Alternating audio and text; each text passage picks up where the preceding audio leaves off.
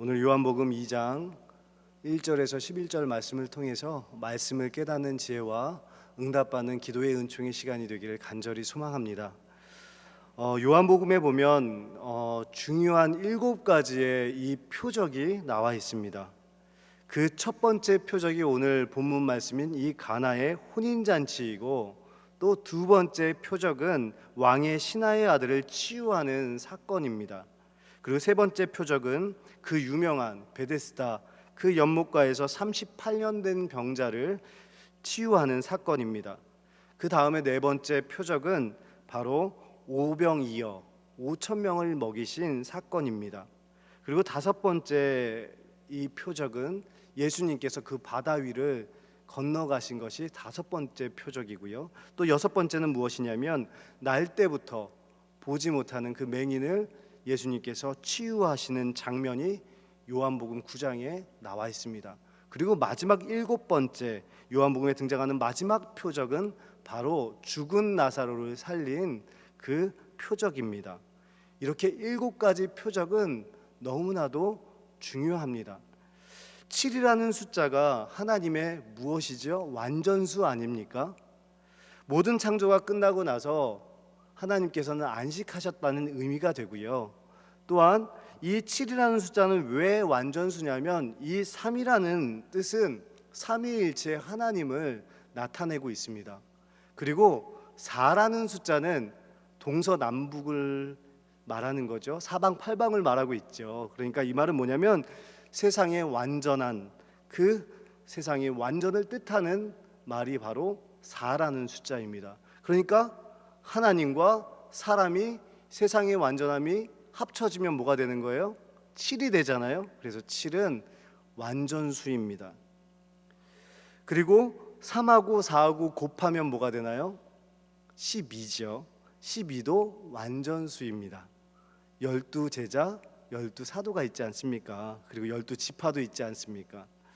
그러니까 가나의 혼인잔치의 이 시작, 첫 번째 표적이 가나의 혼인잔치인데 예수님의 십자가의 대속의 피 흘림을 상징하고 있지요. 그리고 마지막 이 나사로를 살리신, 죽은 나사로를 살리신 이 표적은 예수님의 뭐를 상징할까요? 부활을 상징하고 있죠. 부활의 영광을 상징하고 있습니다. 즉 뭐냐면 예수님의 시작은 예수님의 보혈의 피 흘림으로 시작해서 그 부활의 영광으로 끝나는 놀라운 그 기적을 이 요한복음에서 말하고 있는 것입니다. 이 표적이라는 말이 그래서 너무나도 중요합니다. 이 헬라어로 세메이온이라는 단어입니다. 다시 말하면 이 단어의 뜻은 표지판이라는 뜻입니다. 표지판이요. 예수님의 7가지 표적은 표지판에 해당되는 거예요. 저희가 서울로 가려면 서울로 가는 그 방향 표시가 있지 않습니까? 부산으로 가면 방향 표시판이 있지 않습니까? 마찬가지입니다. 가나의 혼인잔치 이 비유는요, 단순히 물이 변하여서 포도주가 된 사건을 말하는 것이 아니었던 것입니다. 그리고 이 단순히 이 기적 자체에 목적이 있는 것도 아니었습니다. 이것은 무엇이냐면 예수님의 이 기적이 무엇인가를 표지판처럼 가리킨다는 거예요. 무엇을 가리키고 있는가? 그러면 바로 예수님이 어떤 분인지를 보여주기 위함입니다. 하나님의 아들 메시아임을 보여준다는 것이죠. 그리고 예수님이 앞으로 어떠한 일을 이루실 거다 하는 표지판을 가리키는 것입니다. 정확하게. 그 첫 번째 방향 표시판이 바로 오늘 우리가 말씀을 나눌 가나의 혼인잔치 비유입니다. 오늘 말씀이 우리 인생의 첫 번째 방향 표시판이라는 관점으로 오늘 말씀을 같이 나누기를 소망합니다. 예수님은 제자들과 또 어머니 마리아와 함께 가나의 혼인잔치에 이제 참여하였습니다. 그런데 여기서 예수님의 어머니인 이 마리아는 혼인잔치에 깊숙이 관여하고 있습니다. 음식도 관여하고 있고요, 또 포도주도 또 관여하고 있고요. 그래서 많은 사람들이 이렇게 추측합니다. 아마 마리아의 가장 친난 아니면 친척이지 않았을까 추측합니다. 그런데 이 잔치집에서 정말 중요한 것이 뭐예요? 포도주였습니다. 포도주. 이 당대에 포도주가 없으면 잔치가 아니잖아요. 삭막해집니다. 분위기를 망쳐버리게 됩니다. 잔치가 아닙니다. 누가 그러시더라고요. 목포에 가면 뭐가 빠지면 잔치가 아니래요.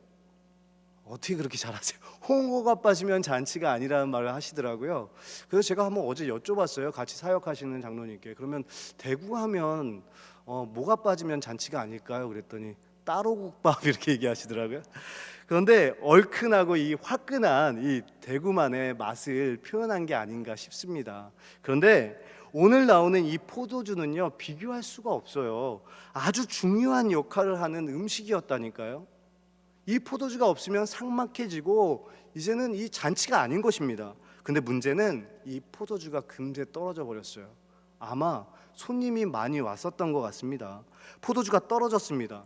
그래서 이 사건을 3절에서는 이렇게 말하고 있습니다. 우리 3절 말씀을 다 함께 한번 읽어보시겠습니다. 시작. 포도주가 떨어진지라 예수의 어머니가 예수에게 이르되 저들에게 포도주가 없다 하니. 아멘. 여기서 진짜 알 수 있는 것은 아마 예수님의 어머니인 마리아는 정말로 이 혼인잔치 집에 깊숙이 관여하고 있다고 여기서 볼 수 있습니다. 그런데 여기서 좀 의문점이 들지 않습니까? 왜 예수님은 여기서 주인공이 신랑 신부 아닙니까? 그런데 예수님께 왜 가서 이 포도주가 떨어진지라 예수님께 왜 말씀을 이렇게 드렸을까요? 왜 포도주가 떨어졌다는 사실을 마리아는 그 누구에게도 얘기하지 않고 예수님에게 말한 것입니까? 여기에는 이유가 다 있습니다.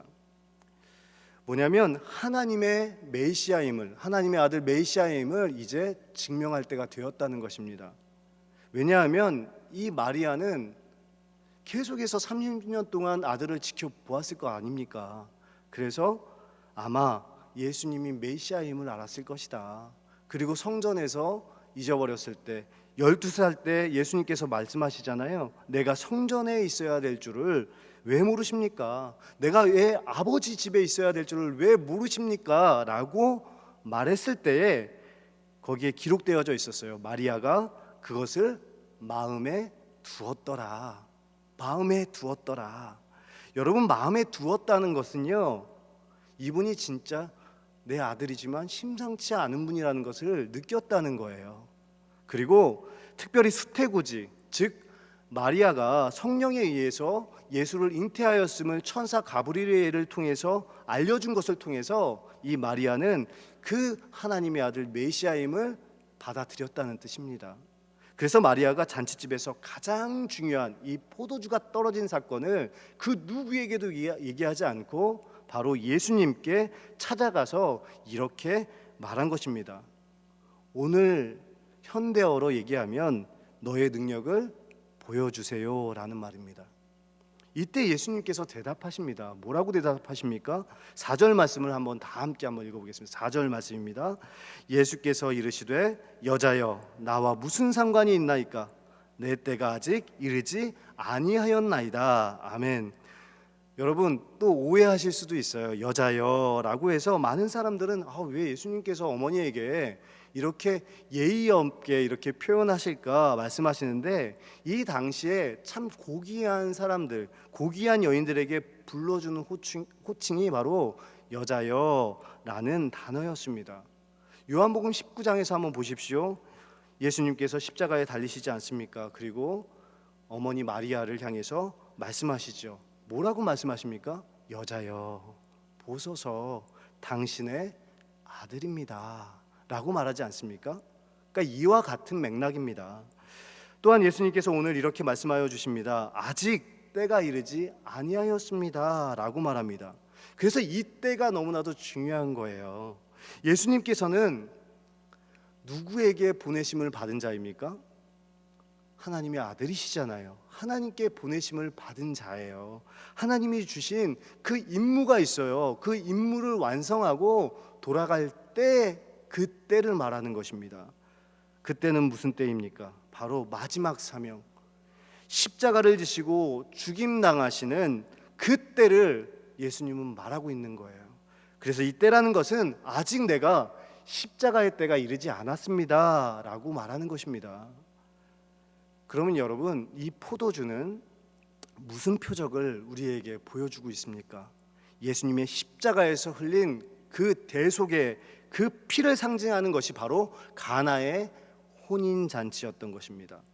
예수님께서 그래서 아직 내가 십자가에서 죽을 때가 되지 않았습니다라고 어머니께 말한 거죠. 그런데 여기서 특이한 점이 있어요. 예수님께서 그렇게 얘기했잖아요. 그런데 예수님의 어머니인 이 마리아는 하인들에게 뭐라고 얘기합니까?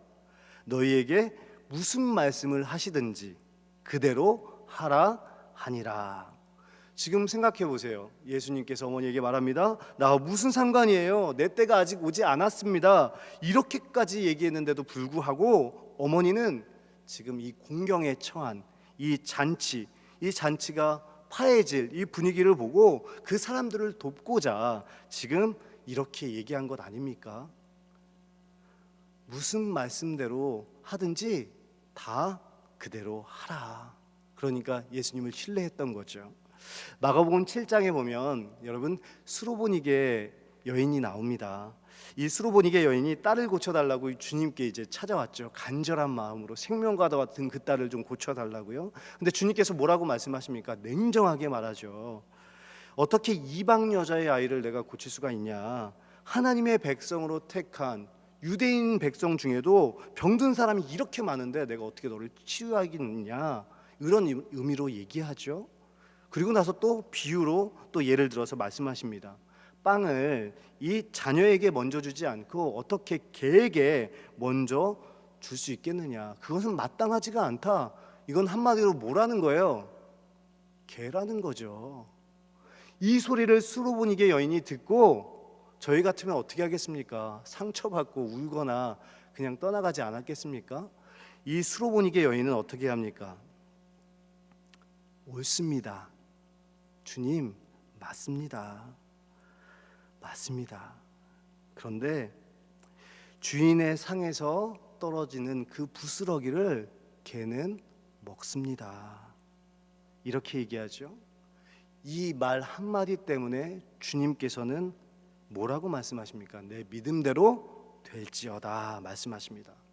마치 어머니 마리아도 이런 심정이 아니었을까요? 정말 공경에 처한 그 사람들을 생각하는 마음으로 다시 한번 절실하게 예수님께 말한 것이 아니었을까요? 그 말을 듣고 이제 예수님께서 움직이시고 뭔가를 하십니다. 오늘 말씀해 보니까 또한 예수님께서 그 다음에 어떤 움직임을 하시는가? 정결례 항아리가 몇 개 있느냐고 물어보십니다. 그 집에 정결례 항아리가 몇 개 있었어요? 6개의 돌 항아리가 있었습니다. 여러분, 정결례 항아리가 무엇입니까? 사람들이 밖에서 들어오면 손을 씻는 거예요. 그러니까 의미가 두 가지가 있습니다. 첫 번째는 뭐냐면 당시에 전염병이 있지 않습니까? 그것을 예방하는 뜻으로 첫 번째 이유고요. 두 번째 이유가 더 중요합니다. 뭐냐면 이 더 중요한 이유는 내 죄를 좀 씻어 주십시오 하고 손을 씻는 거예요. 그러니까 정결 예식에 사용되어졌던 돌 항아리였던 것입니다. 이것은 모세의 율법을 상징하는 항아리들이죠. 그런데 지금 이 항아리들을 보십시오. 비어 있습니까? 아니면 채워져 있습니까? 지금 비어져 있습니다. 참 신기하죠? 손님들이 오면 손을 씻는 정결례 항아리인데 집안에 6개의 돌 항아리가 다 비워져 있어요. 이 비워져 있는 항아리는 무엇을 의미하냐면 이 당대의 종교, 이 당대의 형식적인 이 유대교의 현실을 보여주고 있는 것입니다. 사랑하는 성도 여러분, 오늘 성경에는 두 가지 오늘날의 우리들이 믿는 모습이 나와 있어요. 첫 번째는 뭐냐면 당신의 능력을 보여주세요. 그러면 내가 믿겠습니다. 내가 이렇게 몸이 안 좋은데 이 몸을 고쳐주세요. 그러면 내가 당신이 하나님의 아들 메시아임을 내가 그때 믿겠습니다. 내 자녀가 잘 되게 해주세요. 그 기도 제목 들어주시면 내가 믿겠습니다. 여러분, 이런 식으로 믿으면 세상의 타 종교와 똑같이 되게 됩니다. 기독교를 샤머니즘으로 전락시키는 것입니다. 왜냐하면 오늘의 이 성경의 가나의 혼인잔치 사건은 그런 이야기가 아니었던 것입니다. 여러분, 예수님께서 세상의 모든 병자들을 다 고치셨습니까? 예수님이 만나신 환자들은 다 예수님이 고치셨습니까? 아닙니다. 고쳐야 될 때에만 고치셨습니다. 그리고 이 사건을 통해서 무엇인가를 예수님께서 말하고 싶으셨을 때 그 병자를 고치신 것입니다. 여러분, 문둥병자를 고치셨을 때 어떤 의미가 있었습니까? 너희들도 문둥병자다, 영적인 문둥병자다. 문둥병자는 찔러서 때리고 찔러도 감각이 없잖아요. 아픔이 없잖아요. 그러한 영적인 상태를 말씀해 주시고자 할 때 문둥병자를 골라서 치유해 주시면서 말씀하신 것입니다. 38년 된 병자를 고칠 때도 마찬가지입니다. 봐라, 너희들의 인생이 이렇게 만성화된 38년 동안 이렇게 고통받고 있는 그 영적인 질병이다, 영적인 죄다, 그것을 말하고 싶었을 때 그 사람을 골라가지고 예수님께서는 치유하셨습니다. 그래서 여러분들 가운데서도 보면은요, 낫고 회복된 성도님들이 계세요. 그리고 안 낫고 또한 돌아가신 성도님들도 계십니다. 그것을 저희들이 받아들여야 됩니다. 하나님이 무엇인가를 말씀하고 싶으실 때는 고치시는 거예요. 그리고 사명이 있는 분, 또한 그 사명을 감당하시는 분은 하나님께서 반드시 회복시켜 주시고 고쳐 주실 줄 믿습니다. 또한 오늘 말씀을 통해서 믿는 우리들에게, 오늘날에 믿는 우리들에게 어떤 모습을 보여주고 있냐면, 교회는 정말 열심히 다닙니다. 그러니까 형식은 잘 지켜요. 돌 항아리가 견고합니다. 그런데 중요한 것은 그 항아리가 비어 있어요. 여러분, 많이 본 것 같지 않습니까? 예배 드리러 많은 분들이 나옵니다. 그런데 그들의 인생은 비어 있어요. 예수님의 그 십자가의 그 대속의 피 흘림을 생각하지 않아요. 그 구원의 은혜가 없고 구원의 은총을 느끼지 못해요. 예수님의 십자가의 보혈이 내 인생의 항아리에 채워져야 되는데, 그래야 내 인생의 온전한 하나님의 은혜 가운데 설 수 있는데 그렇지 못하다는 것이죠. 예수님의 십자가의 보혈이 내 인생의 항아리에 채워져야지만 온전하게 하나님께 쓰임받을 수 있는데, 그 간절함이 오늘날 믿고 있는 저와 여러분들에게는 이 믿음이 식어져 가는 거예요. 사랑하는 성도 여러분, 이것이 바로 저와 여러분의 모습이 아닐까요? 성경에 보면 이 포도주는 무엇을 상징합니까? 잔치, 기쁨, 축제를 상징하지 않습니까? 그런데 우리가 비어 있어요. 예수는 믿습니다. 교회는 오래 다녔어요. 주일날 계속 나옵니다. 그런데 잔치가 아니에요. 기쁨이 없어요. 하나님이 주신 평안이 없어요. 일주일에 그렇게 많은 예배를 드리는데 예배 가운데 잔치가 없어요. 여러분, 어떻게 하면 좋을까요? 답답하시죠? 저도 답답합니다. 그런데 이러한 우리에게 주님께서 뭐라고 말씀하시냐면, 그 항아리에 물을 채우라 예수님께서 말씀하여 주십니다. 그리고 그 물이 변하여서 포도주로 변하게 됩니다. 사랑하는 성도 여러분, 누가 하신 것입니까? 바로 예수님께서 하십니다. 예수님께서 변화시켜 주시는 거예요. 우리의 힘으로는 변화될 수가 없는 것입니다. 예수님께서 이 모든 사건을 통하여서, 이 십자가에 피 흘리신 그 대속의 은혜를 통하여서 너의 인생의 항아리가 채워질 때, 그 십자가의 구원의 은총이 이 마음에 채워질 때 진정한 기쁨과 세상이 줄 수 없는 평안을 너에게 허락해 주신다는 하나님의 말씀인 줄 믿습니다.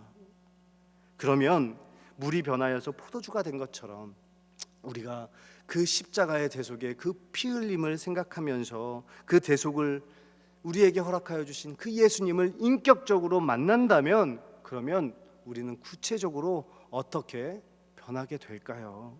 한번 보겠습니다. 첫 번째로 용도가 바뀝니다. 한번 따라해 볼까요? 용도가 바뀝니다. 용도가 바뀌어요. 오늘 본문 6절 말씀을 다 같이 한번 읽겠습니다. 6절 말씀입니다. 거기에 유대인의 정결 예식을 따라 두세 통 드는 돌 항아리 6이 놓였는지라. 아멘. 여기에 있는 물은 유대인의 정결 예식에 따라서 손님들이 밖에서 이렇게 들어오면 먼지가 많지 않습니까? 손발을 닦는 물이란 말이죠. 그러니까 이 물은 겉을 닦는 물입니다. 그런데 이 겉으로 닦는 물은 속으로 들어갑니까? 안 들어갑니까? 안 들어가죠. 그러니까 겉사람만을 닦는 물이 이 물이었던 것입니다.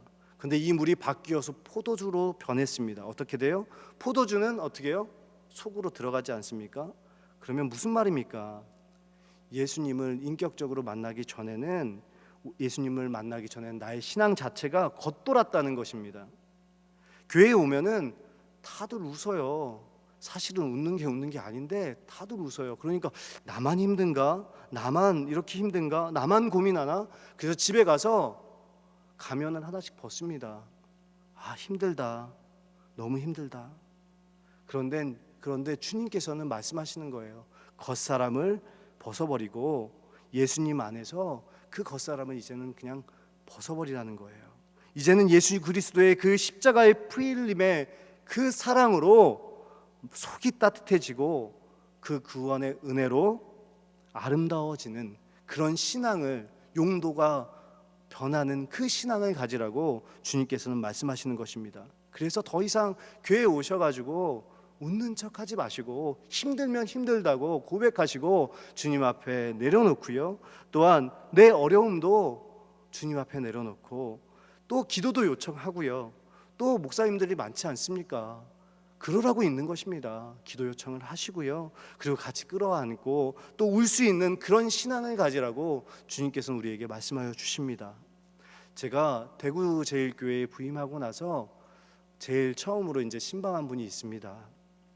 그 신방을 하던 여자 집사님 한 분이 갑자기 처음 만났는데 이제 속 이야기를 하시는 거예요. 근데 속 이야기를 하시기도 전에 눈물을 이렇게 막 흘리시는 겁니다.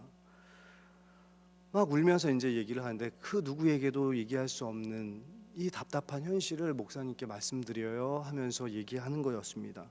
그런데 새파란 목사를 언제 봤다고, 처음 보는데 이 속마음을 말할까? 그런데 이게 과연 뭐예요? 주님 안에서 속사람이 만나서 그런 겁니다. 세상에서 만났으면은 집 자랑하죠, 자녀 자랑하죠, 돈 자랑하죠, 차 자랑하죠. 내 마음속에 그 눈물의 이야기를 나눕니까? 그 골마 터진 그 남한테 그 누구에게도 얘기할 수 없는 이야기를 어떻게 할 수가 있겠습니까? 그런데 주님 안에서 속사람이 만나니까 울면서 고민을 말씀하시는 거예요. 기도해 달라고요. 그럼 제가 어떻게 합니까? 앞에서 펑펑 우시는데요. 저도 눈물이 이렇게 저도 모르게 흐르더라고요. 예수님께서 우리에게 오시면 더 이상의 이 겉사람은 좀 벗어버리라는 거예요. 속사람으로 주님을 만나는 그 은혜와 은총이 우리에게 있기를 간절히 소망합니다.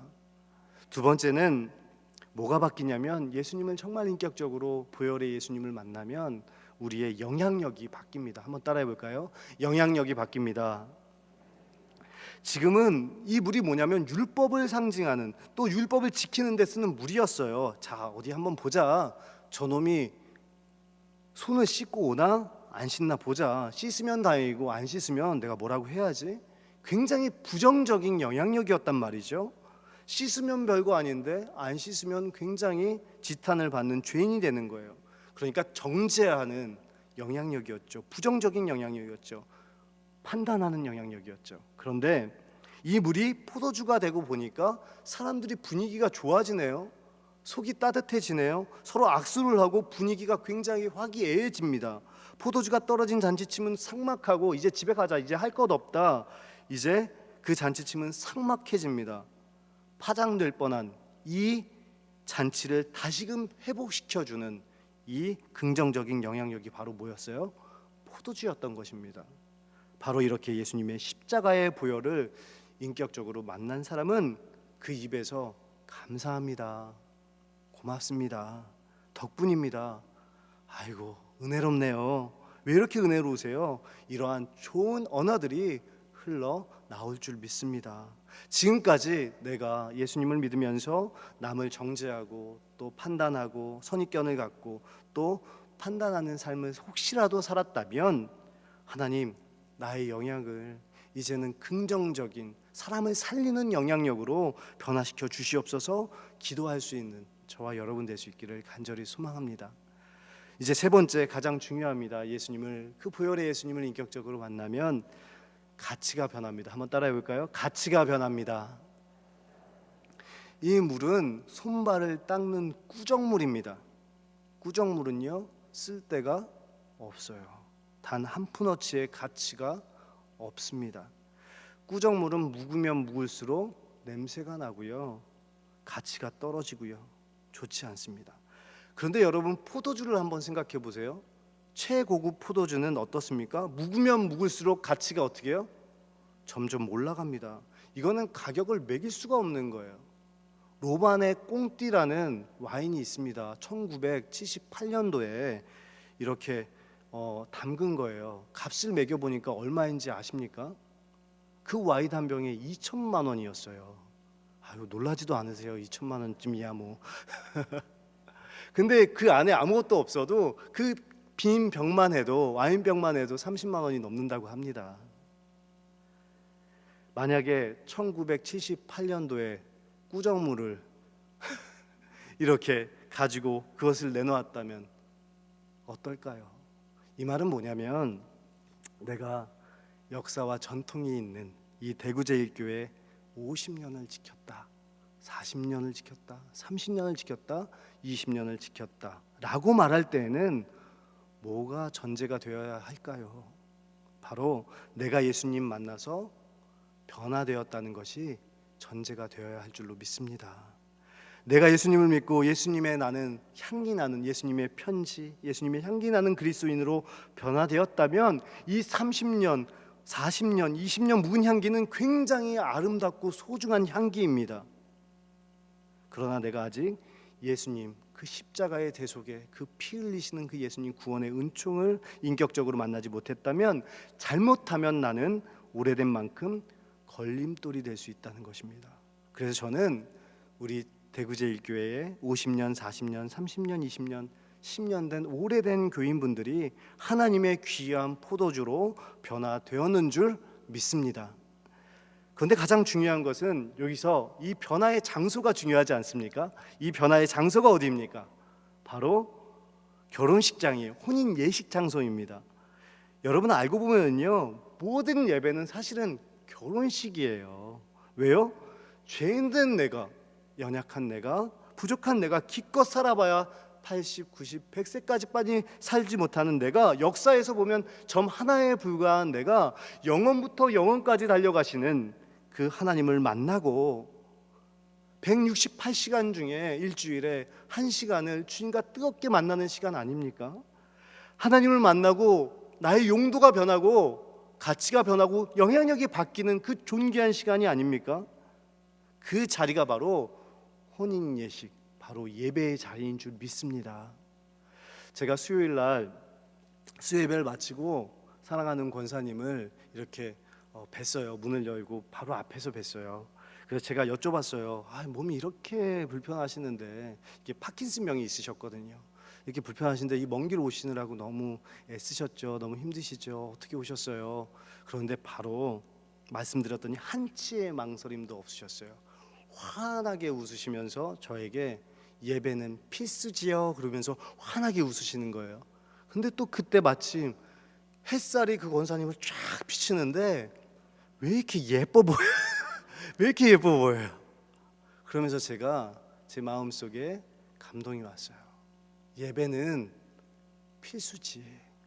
예배는 기쁨이 있어야 되지. 예배는 잔치이지. 우리가 예배를 드릴 때마다 제1의 가족들 모두가 기쁨이 있기를 원합니다.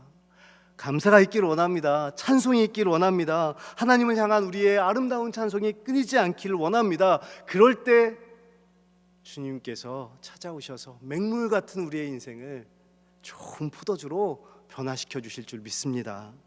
이제 말씀을 맺겠습니다. 마지막으로, 그러면 왜 돌 항아리가 6개였을까요? 완전수는 7이잖아요. 6개의 항아리가 다 채워지고 마지막 그 한 개의 항아리는 예수님께서 돌아가시기 전에 성만찬을 베푸실 때, 그리고 그 잔을 놓고 말씀하십니다. 여기다가 뭘 채우라? 포도주를 채우라. 그리고 마시라 말씀하시면서 마지막 이 7번째 돌 항아리를 상징하는 이 컵에다가 포도주를 채웁니다. 그리고 누구한테 주셨죠? 제자들에게 나누어 주십니다. 그 포도주를요. 그리고 예수님께서는 십자가를 지시고 이 표적을, 7개의 표적을 완성하십니다. 사랑하는 성도 여러분, 이제 한번 적용해 보겠습니다. 주님 앞에 나와서 주님, 당신의 능력을 보여주세요. 그러면 제가 믿겠습니다. 안 들어주시면 당신은 메시아가 아닙니다. 이렇게 예수님을 믿지는 마십시오. 그것은 기독교가 아니랍니다. 내가 죽어도 예수님은 메시아이십니다. 내가 병들어도 예수님은 하나님의 아들 메시아이십니다. 그러나 나의 병나음을 통해서 주님께서 말씀하시고자 하는 바가 있으면 반드시 우리를 치유의 광선을 비춰주실 줄 믿습니다. 내 안에 그리고 주님이 주신 그 사명이 반드시 있다면, 그 사명을 감당한다면 주님께서 회복시켜 주실 줄 믿습니다. 그러나 말씀하실 것이 없다면 우리는 그냥 받아들여야 합니다. 인정해야 합니다. 사랑하는 성도 여러분, 오늘 오후 예배까지 이렇게 나와서 드릴 정도시면 여러분들은 제가 인정해 드립니다. 견고한 돌 항아리이십니다. 그런데 한번 깊이 한번 생각해 보십시오. 그 항아리에 주님의 보혈의 피가 채워지지 않지는 않은가? 비워져 있지는 않은가? 깊이 한번 생각해 보십시오. 그 안에 십자가의 대속의 피 흘리심의 그 은혜가 우리 안에 채워지지 않으면 그 당대의 형식적인, 또한 그 유대의 교가 되어버린다고 하나님께서는 말씀하여 주십니다. 그래서 이 내일부터 있을 이 고난 주간에 우리의 마음을 한번 비워보세요. 우리의 우선순위들을 좀 비워보시고 주님의 그 십자가의 흘리심의 대속의 피를 한번 묵상해 보십시오. 그리고 그 십자가의 보혈로 우리의 마음을 채울 수 있기를 간절히 소망합니다.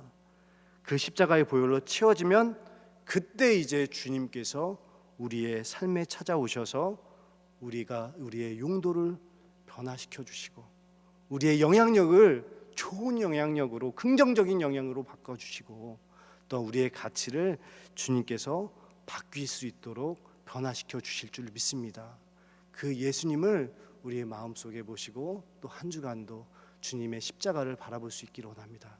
이제 마지막으로 11절 말씀에 제자들이 예수님을 그제서야 이 첫 표적, 이 영광을 보여주심을 통하여서 이 제자들이 예수님을 진짜 예수님으로 인격적으로 만났었다고 고백하고 있습니다.